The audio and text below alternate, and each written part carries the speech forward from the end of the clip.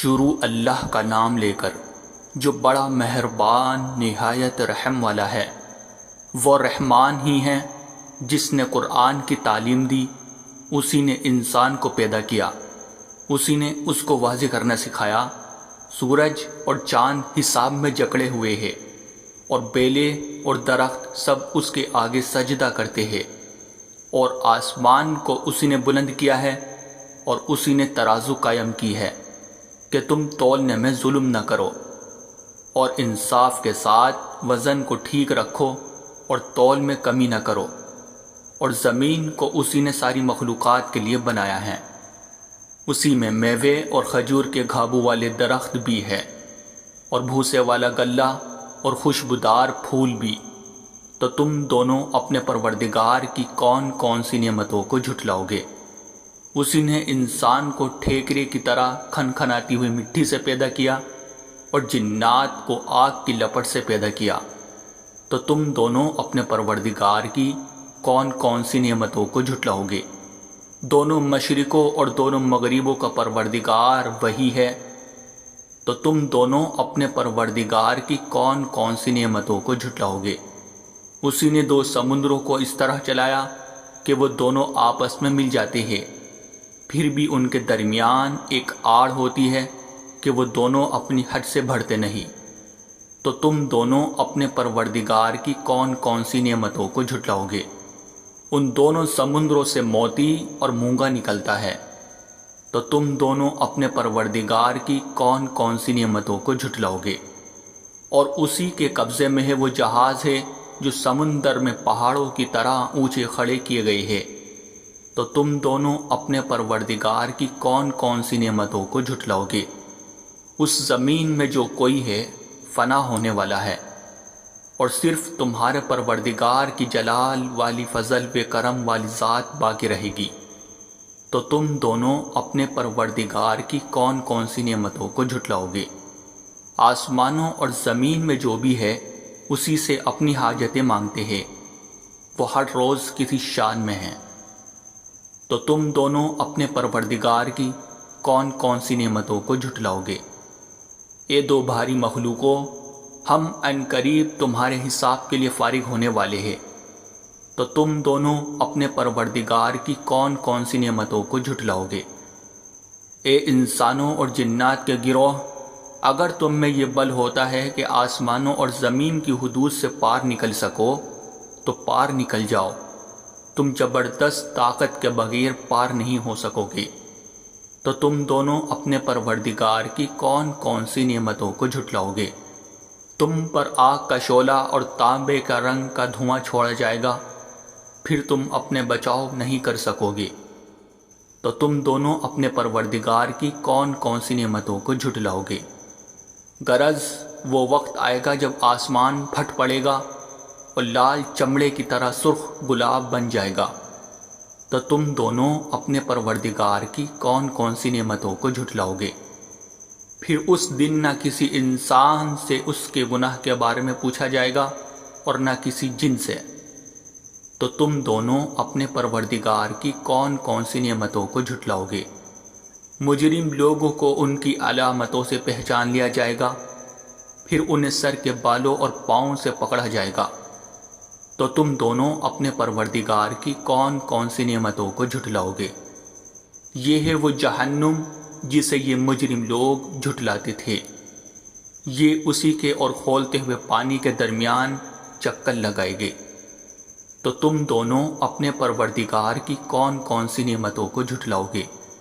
اور جو شخص دنیا میں اپنے پروردگار کے سامنے کھڑا ہونے سے ڈرتا تھا اس کے لیے دو باغ ہوگے۔ تو تم دونوں اپنے پروردگار کی دونوں باغ شاخوں سے بھرے ہوئے، تو تم دونوں اپنے پروردگار کی کون کون سی نعمتوں کو جھٹلاؤ گے؟ انہی دو باغوں میں دو چشمے بہہ رہے ہوگے۔ تو تم دونوں اپنے پروردگار کی کون کون سی نعمتوں کو جھٹلاؤ گے؟ ان دونوں میں ہر پھل کے دو دو جوڑے ہوگے۔ تو تم دونوں اپنے پروردگار کی کون کون سی نعمتوں کو جھٹلاؤ گے؟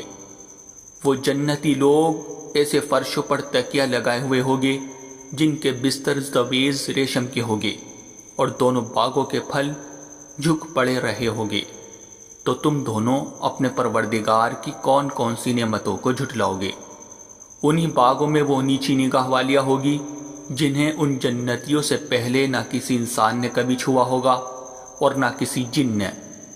تو تم دونوں اپنے پروردگار کی کون کون سی نعمتوں کو جھٹلاؤ گے؟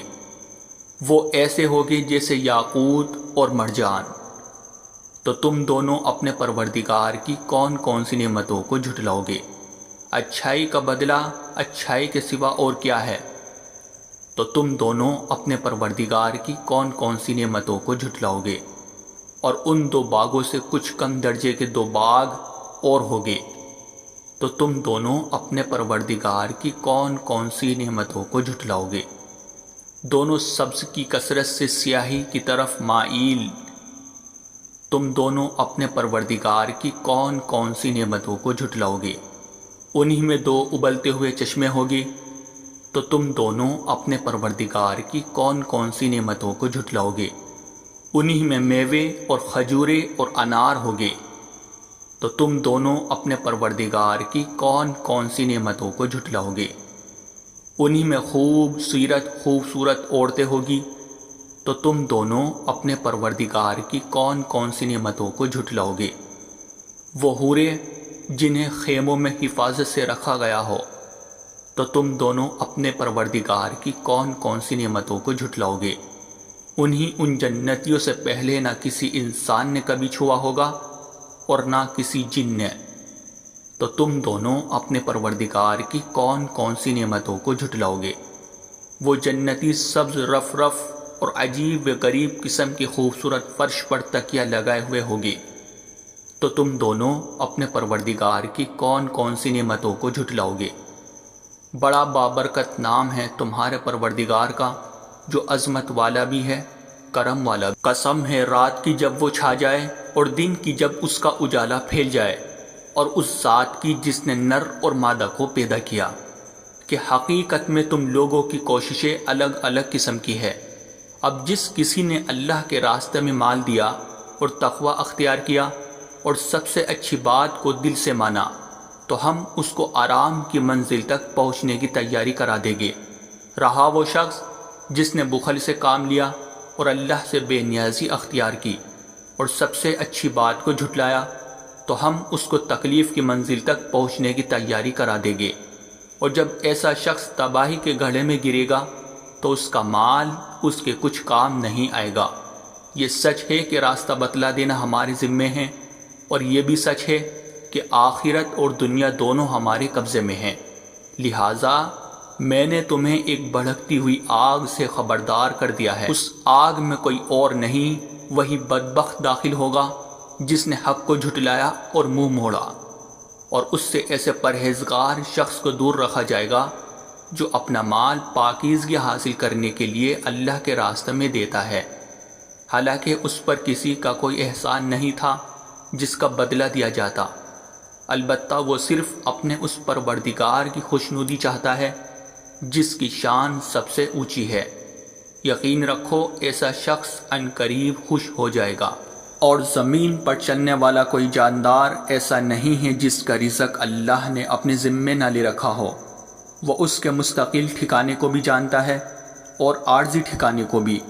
ہر بات ایک واضح کتاب میں درج ہے، اور وہی ہے جس نے تمام آسمانوں اور زمین کو 6 دن میں پیدا کیا، جبکہ اس کا عرش پانی پر تھا، تاکہ تمہیں آزمائے کہ عمل کے اعتبار سے تم میں کون زیادہ اچھا ہے۔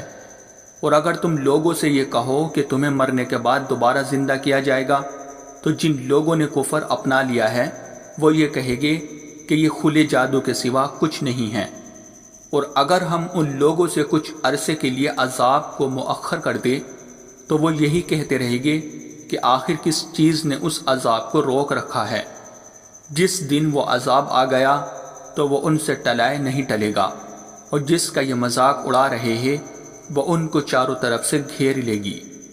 اور جب ہم انسان کو اپنی طرف سے کسی رحمت کا مزہ چکھاتے ہیں پھر وہ اس سے واپس لے لیتے ہیں تو وہ مایوس اور ناشکرہ بن جاتا ہے۔ اور اگر اسے کوئی تکلیف پہنچنے کے بعد ہم اسے نعمتوں کا مزہ چکھا دیں تو وہ کہتا ہے کہ ساری برائیاں مجھ سے دور ہو گئی۔ اس وقت وہ اترا کر شیخیا مکارنے لگتا ہے۔